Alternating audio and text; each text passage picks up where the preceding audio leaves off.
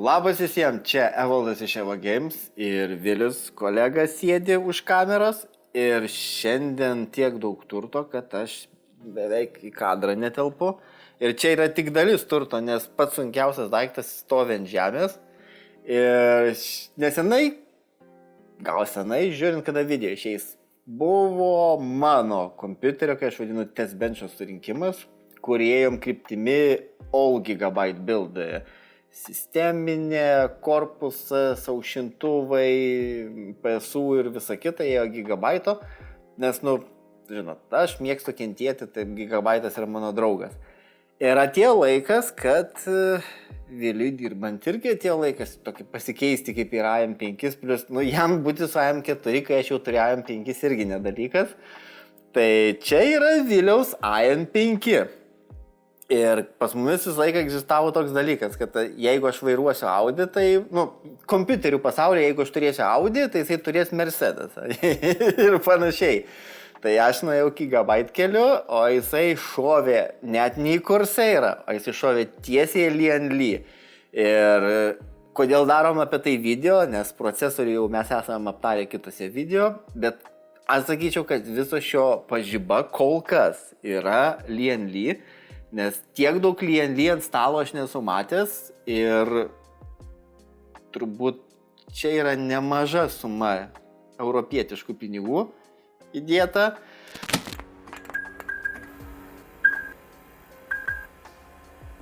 Tad pakalbėkim, kas pas jį bus. Iki šiol pas jį buvo Corsairas, bent jau vadinčiau pagrindiniam jo kompiuteryje.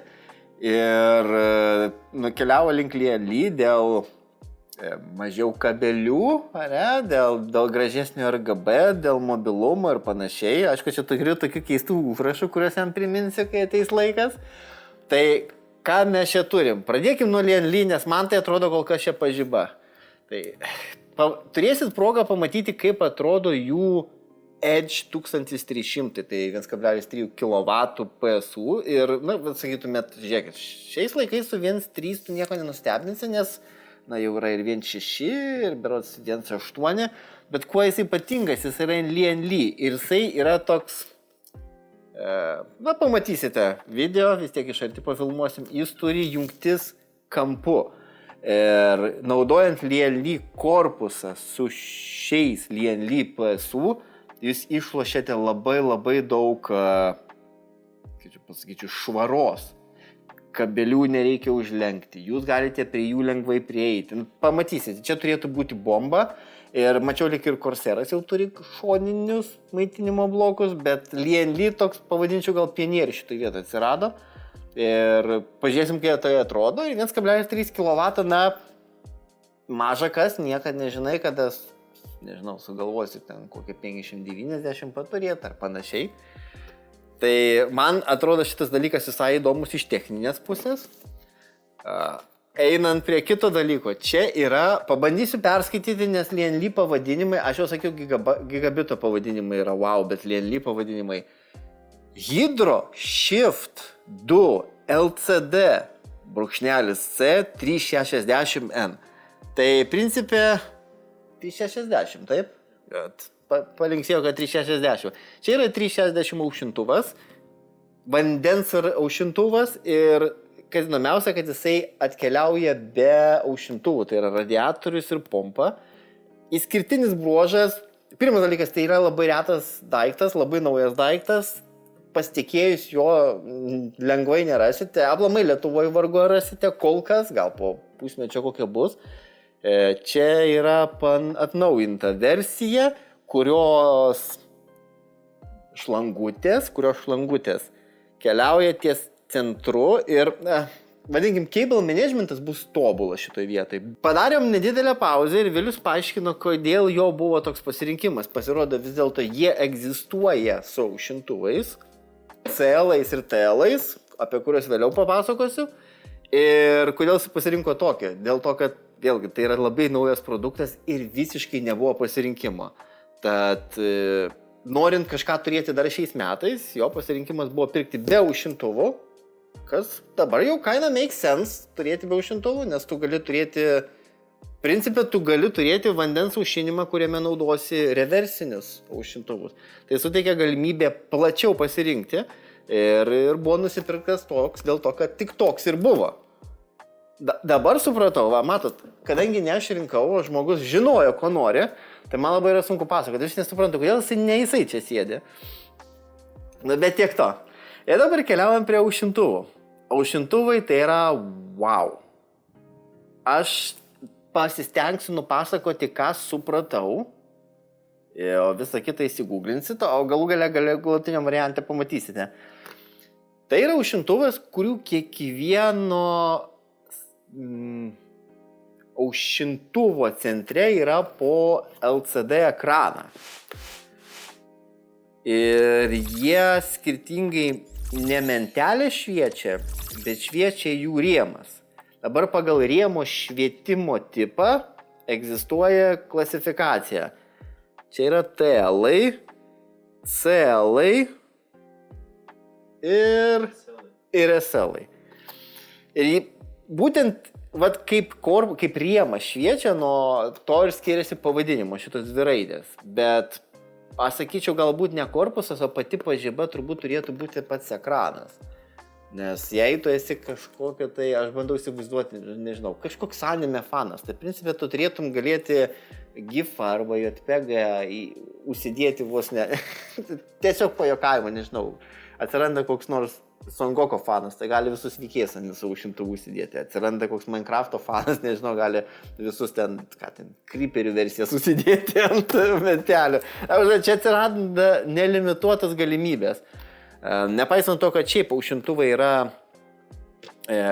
Click Connect, kažkaip panašiai dažniausiai vadinasi. Panašiai kaip aš su gigabitu vis jum pasakojau, kad parodysiu, kaip jie susijungia ir vis neparodydavau. Tai galbūt šiuo atveju bus parodyta. Tai yra sujungiami aušintuvai, o galutiniam taške jungiasi konektorius, kuris turi aušinimo jungtį ir berods USB jungtį. USB turbūt maitinimui, aušinimo jungtis tikriausiai signalo perdavimui arba aušinimo signalo perdavimui, o valdymas, jei teisingai supratau, bus bevėlių būdu, ką labai norėsiu pamatyti. Man labai įdomu, kai visi šitie dalykai susijungs bevėlių būdu ir kaip sinchronizacija įvyks, nes, na, žinot, kaip būna su bevėliu. Todėl sužinosim, ar lyg geriam ar peikiam šito klausimu. Bet aušintuvai tai yra kažkas. Kol kas, man atrodo, tai yra labiausiai išvystytas dalykas.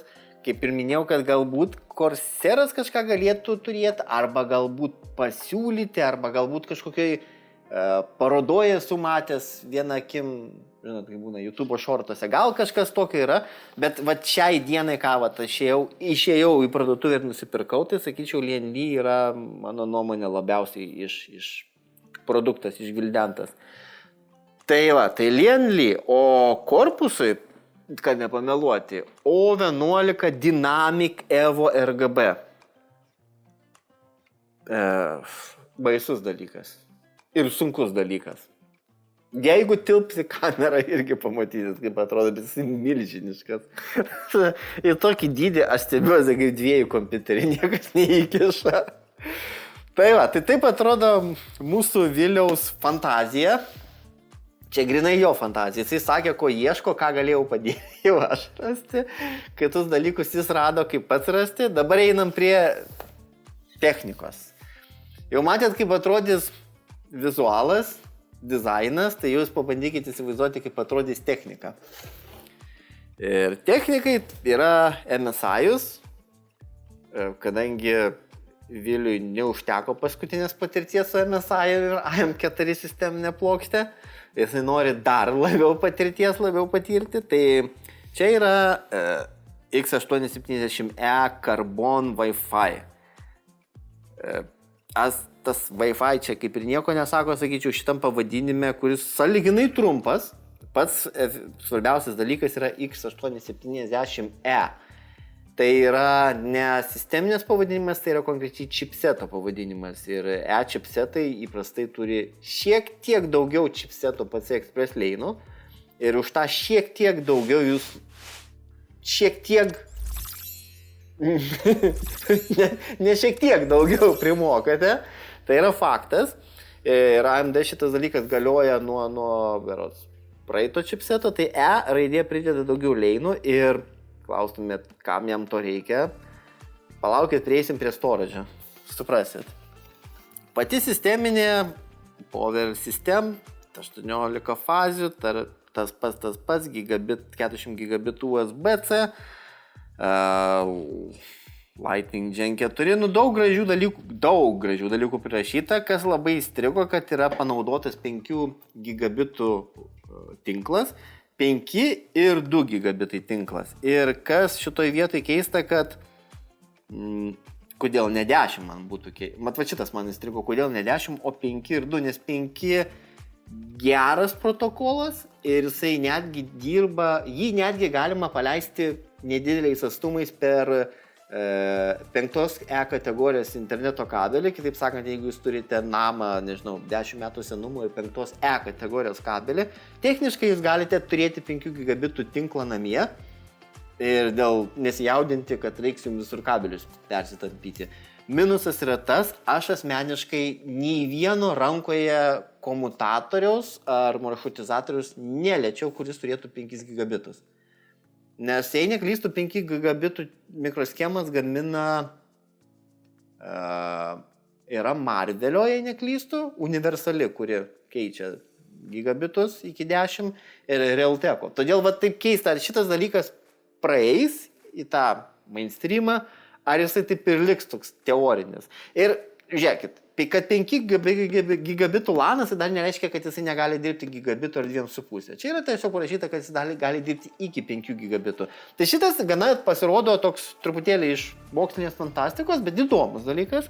Pati plokštė masyvi, milžiniška, 4-5 paprasti USB, 4 Type-C, žodžiu, nepagailėta.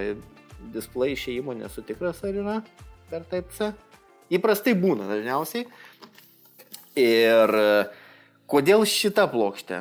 Yra šiek tiek brangesnių, yra ne šiek tiek brangesnių, yra pigesnių, kodėl šita plokštė. Vilius irgi labai ilgai ieškojo. Matot, kaip būna. Yra procesorius PCI Express leinai, yra sisteminės plokštės Express leinai. Ir turėkite omeny, kad yra jų limitas. Ir įprastai žmonės ateina ir sako, tai 16 vaizdo plokštėj, 4 mano SSD, dar 4 kitam SSD, tu žiūrėkit, šiek tiek ir tiek gaunasi. Reikia nepamiršti, kad beveik viskas sisteminiai plokštai, ką mes glostom, liečiam, klausom, netgi tas pats Realteko garsas, kuris išeina per Realteko audio kontrolerio mikroschemą, viskas yra sisteminiai plokštai pakabinta ant PCI Express leinų. Ir kiekvienas jūsų USB išeinantis Express leinus naudoja. Įprastai chipsetas turi kažkokį kiekį dedikuotų leinų, kurie iškeliauja į I/O, kai kurie iškeliauja į garsą ir iš viso to sumoj sudėto leinų kiekio yra išsiminusuojama. Tada tas, kas lieka, jau sisteminės gamintojas stengiasi kažkaip tai išdalinti, nes vėlgi norisi papirkti savo klientą M2 kiekiu, PCI Express plokščių kiekių ir panašiai. Tad va, čia buvo tas tobuliausias variantas, kur galima vis dar 16 pilną vaizdo plokštę turėti be pribojimų. Ir tuo pačiu turėti 1/5 ir 2/4 pilnu greičiu. Nes dauguma plokščių prasideda va tokie dalykėliai. Jeigu įdėjote vaizdo plokštę ir įdėjote 5 į viršų, tada apačioj vienas dirba 3 greičiu, o kitas 4 greičiu, arba atvirkščiai, vienas 4 greičiu X4, bet kitas 4 greičiu X2, prasideda tie taupimai, kurios gali rasti tik tai manualą atsivertęs. O šita va, sisteminė plokštė turbūt vienintelė, kurie galėjo pasiūlyti, bent jau iš MSI-us, kurie galėjo pasiūlyti va tokį tobulą išdėstytą PCI Express leinų optimalumą. Tai nors kartą Vilius buvo apribotas ne savo pinigais, o technologija pasiūlymu. Ir dabar tas kodėl tiek daug reikia gerai veikiančių M2 jungčių. Dabar žiūrėkit. Samsung PCI Express 5.0 X4 NVMe SSD 4 terabaitų. 14800 up to read speed. Western Digital Black, neširdį paskauda. SN850X. 8 terabaitai. NVMe 4 kartos 7200 greitis. VD Black SN 850X 8 terabaitai. PC Express X4 vėlgi. Tai čia yra 16, 20 terabaitų NVMe SSD diskai, 20 terabaitų. Ir visi dirbantis maksimaliu greičiu. Va kodėl jam buvo reikalinga šita sisteminė plokštė su 3 NVMe jungtim be jokių apribojimų. Ir žinoma vaizdo plokštė, kad liktų neapribota, nes jam jo darbuose taip pat reikės. Tai va, 20 terabaitų NVMe SSD. Ką aš galiu pasakyti? Dabar jūs jau pasakėte, tikriausiai išgirdęs skaičių pasakėte tą žodį, kurį aš tik norėjau pasakyti. Dabar einam prie paprastesnių žemiškų dalykų. Čia yra tik tai 128 GB DDR5 6000. Jo. 6000 megatransferių, jau dabar nebesako megahertzų, sako megatransferių, CL 333636. Ir čia yra būtent modelis, kuris yra, šito modelio yra konkrečiai 2 versijos ir skiriasi tik viena raidė, kaip pamenu. Viena raidė sako, kad jisai palaiko Intel XMP, o kita raidė sako, kad jisai palaiko ir XMP, ir AMD Expo. Tai suma daugmaž panaši, bet dėl šventos ramybės įsistatai šitus ramus ir pas tave BIOS'e atsiranda pasirinkimas ne tik XMP, bet ir AMD Expo. Ir tokiu atveju bent vienas dalykas, kurį mes bendro turim, aš naudoju juos savo kompiuterį ir mano pasirinkimai yra 2 XMP profiliai ir 2 Expo profiliai. Jie yra identiški, jie duoda tą patį rezultatą, bet tu žinai, kad kažkas su AMD procesorium gamykloje jos patikrino ir jie su juo veikia. Tai nieko ypatingo, tik 128 GB. Aš net neįsivaizduoju, kodėl ne 190. Ir procesorius. Tai yra 9950X. Kodėl jis tokioj keistoj dėžutėje? Tikriausiai kiltų klausimas. Tiek daug gražių dėžių ir kodėl ne viena iš tų už manęs esančių dėžučių, kodėl tokia keista dėžutė? Yra vienas tiekėjas Latvijoje, kuris integratoriams, aš kaip ir prisiskiriu prie integratorių, parduoda OEM procesorius. Ir OEM reiškia, šiaip AMD su X-ais neduoda aušintuvų, jie duoda dėžutę su vienu lankstinuku ir daug plastiko.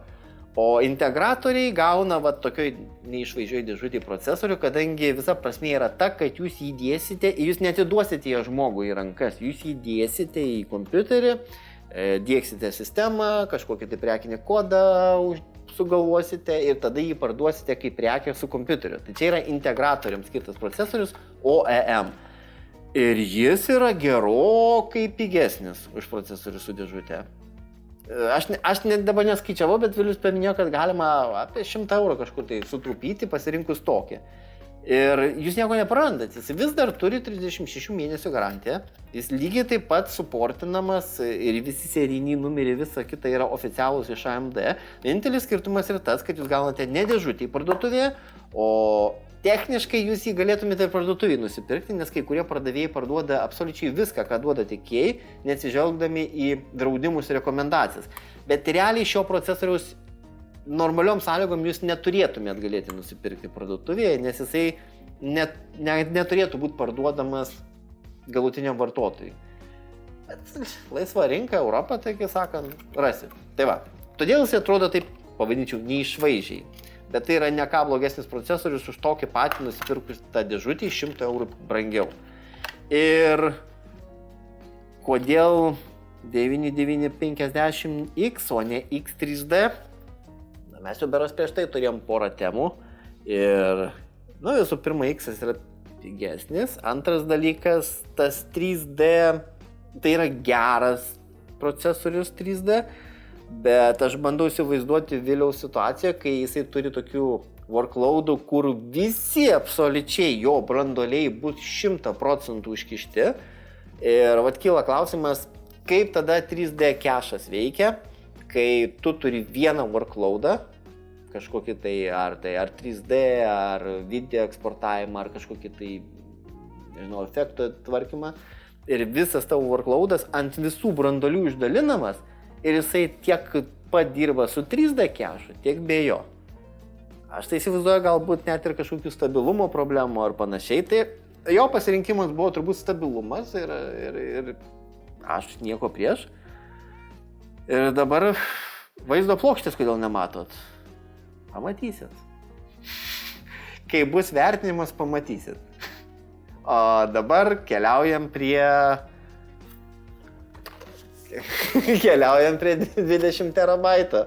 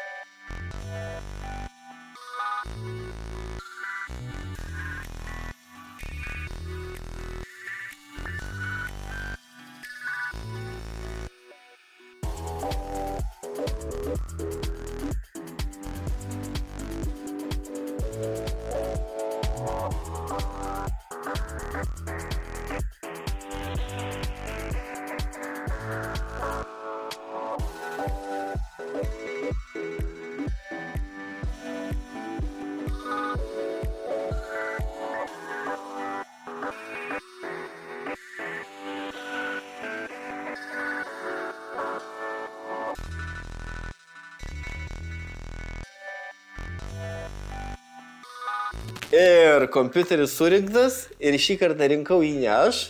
Tai jeigu Vilius ir įdės šiek tiek surinkimo video, tai tas galūnės, kurias matysite, bus jo, nes jisai į kadrą vis dar nenori papulti ir patekti. Tai dabar surinkta, atrodo nuostabiai. Man su savo gigabaito bildais reikia slėptis parodiniais lapais prieš visą šitą vaizdą, nes, kaip matot, LCD ekranai, kiekvienas aušintuvas turi savo ekraną, kiekvienas aušintuvas turi savo kažkokią informaciją, kurią galima nusistatyti. Tai yra labai gražus dalykas. Aišku, iš karto perspėju, kad tęsiam video, kadangi kol Vilius susirinkinėjo ir testavo, o čia bus ką papasakoti, per tą laiką spėjau dirbdama su kameromis peršalti, tai jeigu netyčia bus toks, kaip čia, pradėsiu repuoti dėl įvairių iškarpimų, tai turėkite omeny, kad tuo metu arba čiaudėjau, arba kosėjau, arba kažkas dar baisiau vyko. O dabar grįžtam prie video ir, nuo ko pradėti? Pradedam nuo Lienly turbūt, ne? Nuo Lienly, linksi, kad Lienly. Ir kogi ta Lienly kokybė stebina? Visų pirma, tai aš sakyčiau, vien pradedant nuo korpuso, pats korpuso išdėstymas, pats surinkimas, pats metalas. Jisai jau net aukščiau stekuojasi, sakyčiau, fractal dizainą. Ir Vilius anksčiau gyveno, paskutinis jo bildas buvo Corsair ir MSI'us. Ir kadangi norėjo pakeisti kažką naujo.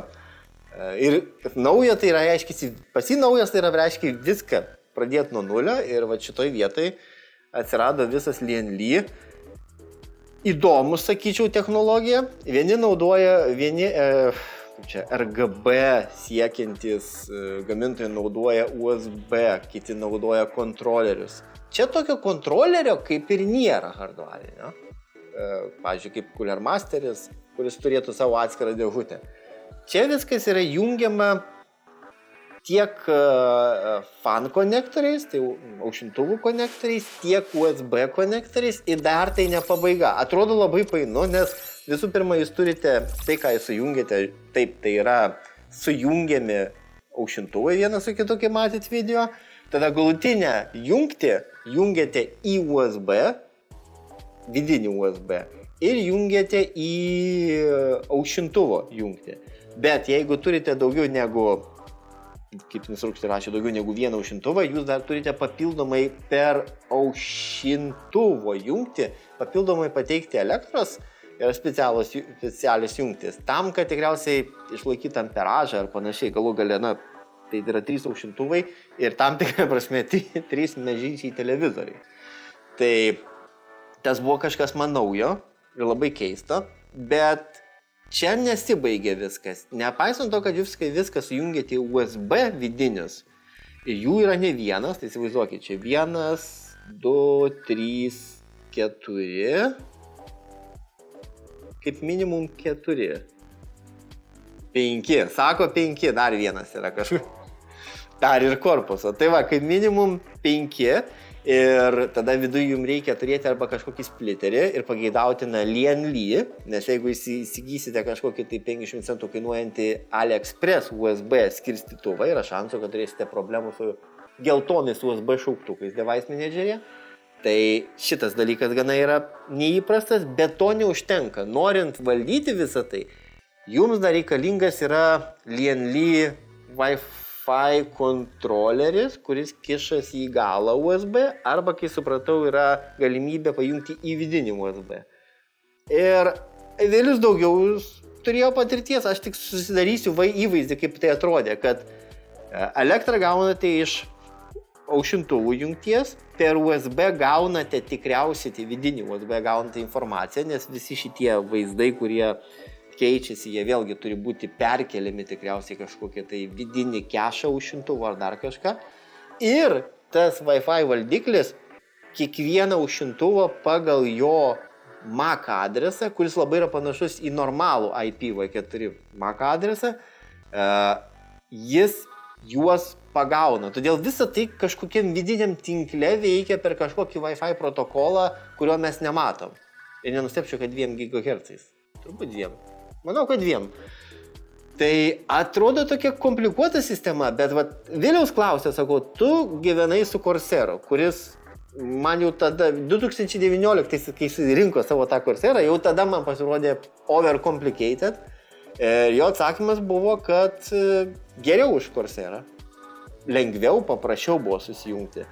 Tai tie, kas norite turėti panašios kokybės įvaizdžio bildą su LCD ekranais, su pilnu valdymu, su sinchronizuotais vaizdais, turėkite omeny, kad reikia šiek tiek daugiau investuoti į researchą, nes gali prireikti papildomų jungčių, papildomų valdiklių, Wi-Fi-inių ir panašiai, ir galų gale papildomo laiko, kaip visą tai susijungti teisingai, nes instrukcijose visą tai yra parašyta.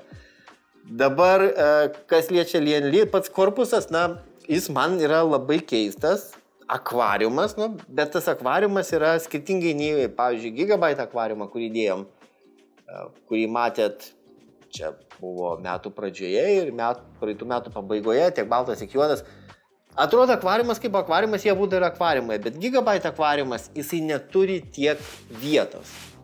Čia jūs turite akvariumą, begalę vietos priekyje, tada įsistatote savo PSU, tada dar galite galiai įsidėti 3,5 colių kietuosius diskus.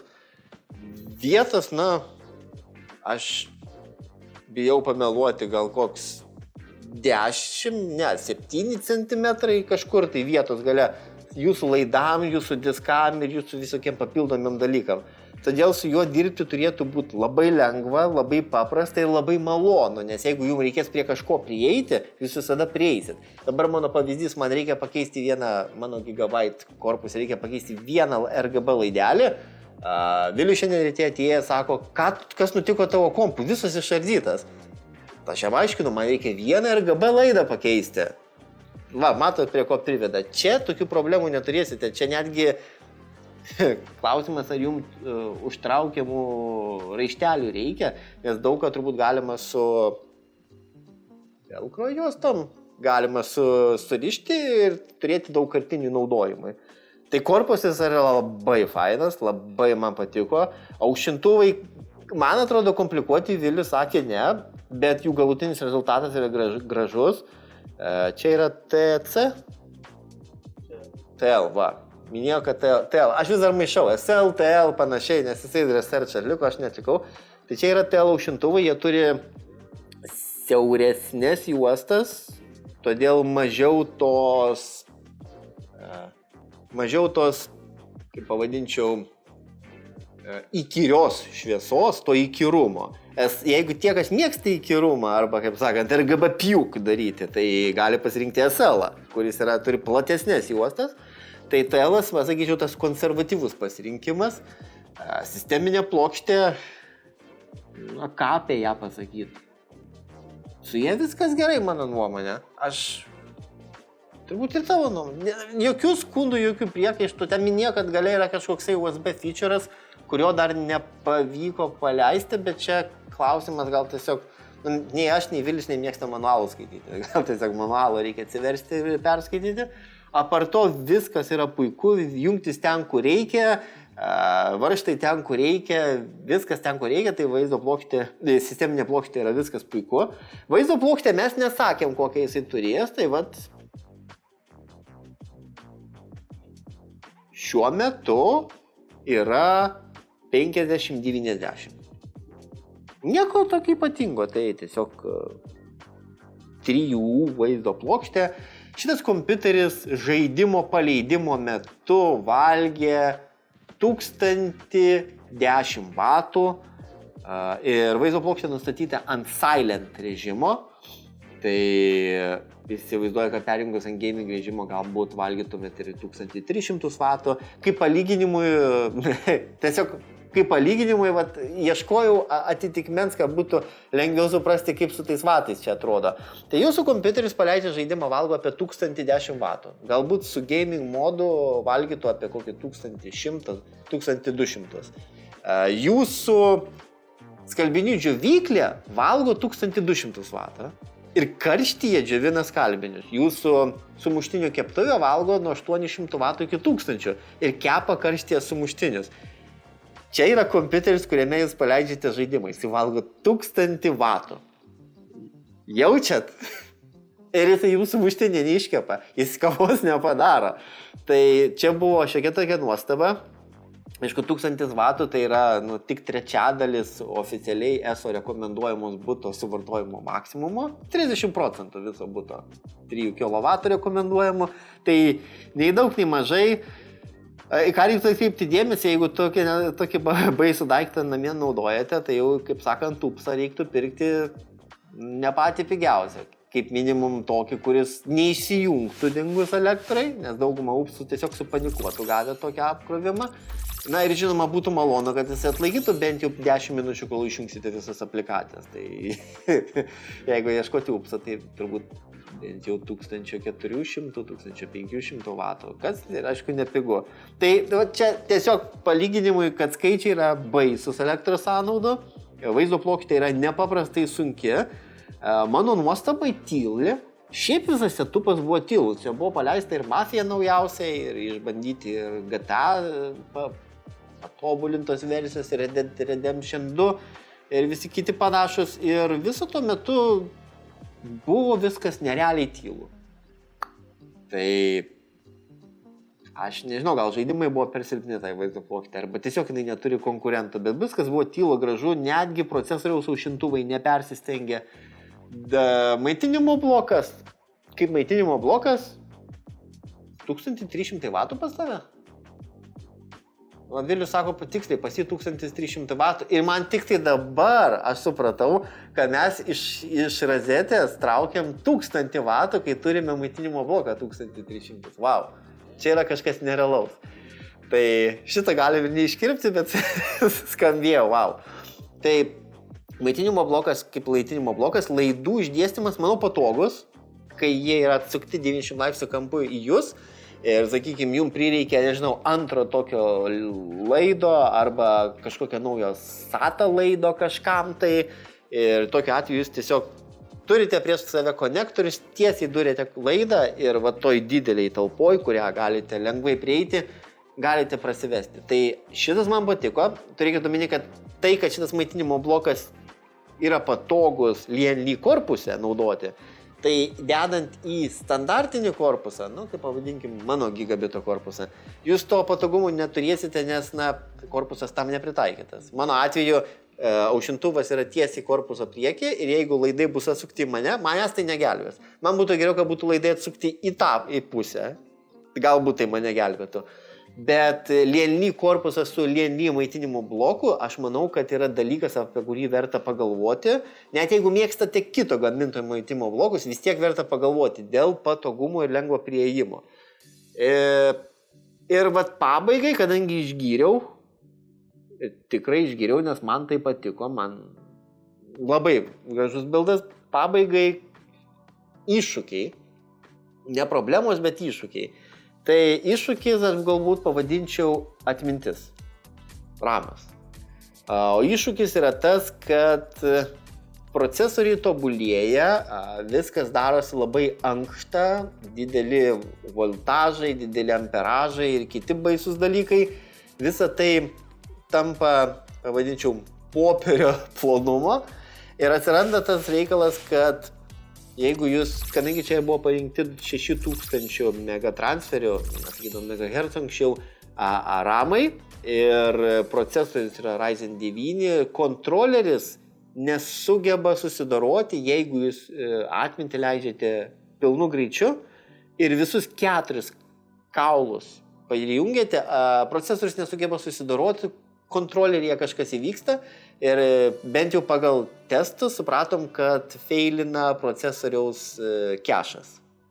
Ir buvo mintis gal blogas procesorius, gal dar kažkas. Galutiniam rezultate priėmėm išvados, kad tiesiog ramai yra, nesugeba jų panaudoti. Ir problema yra ne tai, kad Kingstonas, problema ir slypi yra pačiam Unix'e. Daug gamintojų, tiek Kingstonas, tiek G-Skillas, nenustepčiau, kad ir ta pati Adata, daug gamintojų įima atminties modulius iš Unix'o. Ir Unix'as aš visą gyvenimą laukiau kaip respectable brandas, bet daugumą jų įima modulius iš Unix'o.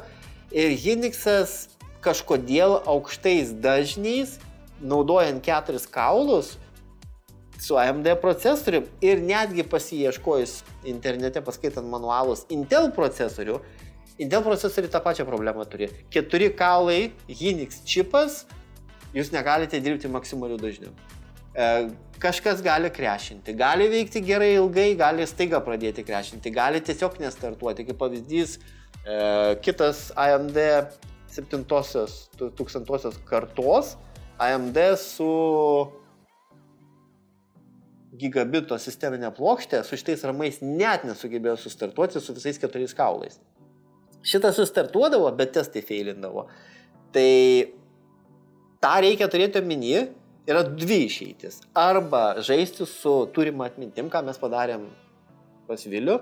Tai mes paaukojom 400 MHz ir nuleidom dažnį nuo 6000 iki 5600, bet išlaikėm žemą kloką, pavadinkim, nežinau kaip vadinti.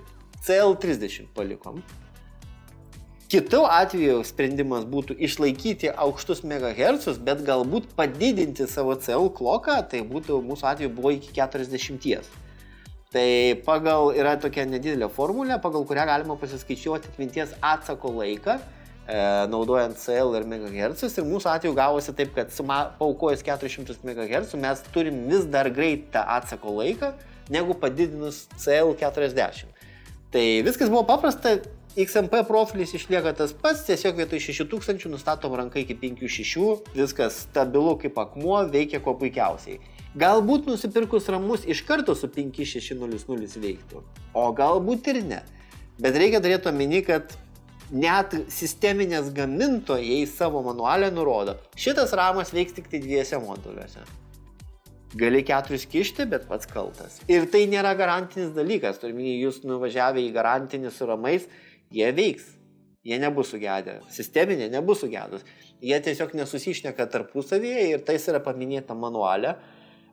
Ir vienas dalykų sprendimų, kurį radom, kad Samsungo, tie ramai, kurie naudoja Samsung modulius atminties, juos kai kuriuos galima dėti į 4 ramų konfiguraciją, bet jų yra labai nedaug ir įprastai jų kaina yra gerokai aukštesnė. Tai jeigu ir, matot, pasirinkimas, arba pažaisti su konfiguracija, arba bandyti ieškoti su Samsungo čipais, o kokie čipai yra viduje sunku pasakyti, nes, pavyzdžiui, Kingstonas visiškai neinformuoja, kas viduje gyvena, tiesiog čia yra Kingstonas, o viduje kas Hynixas, Micronas, Samsungas, tu nežinai. Tai šitoj vietoj turbūt jau pasiekėm tą lygį, kai anksčiau būdavo, koks rekomenduojamas ramas? Tas, kuris veikia. Dabar jau pasiekėm tą lygį, kur rekomenduojamas ramas iš tiesų kartais verta atsiversti knygutę ir pažiūrėti, kuris ramas veikia ir kokia konfiguracija veikia. Tai va, tai toks iššūkis buvo su atmintim, bet mes tai high-techai, mes susitvarkom, mes mokam. Vilius aplamai su paskutiniu metu su Manual BIOS žaidžia, tai čia kita istorija. AM4. Tai taip atrodo jo buildas. Ar aš pavydžiu? Taip. Tai aš manau, kad tikriausiai ir jūs pavydėt. Neklauskit, kur jisai gyvena, aš pats adreso tikslaus jau nežinau, tai šitoj vietoj neatsakysiu. O atrodo gražiai, naudoti bus linksma, įsivaizduoju su tokia konfiguracija ir video greičiau galbūt kepsis, a ne? Sakė galbūt.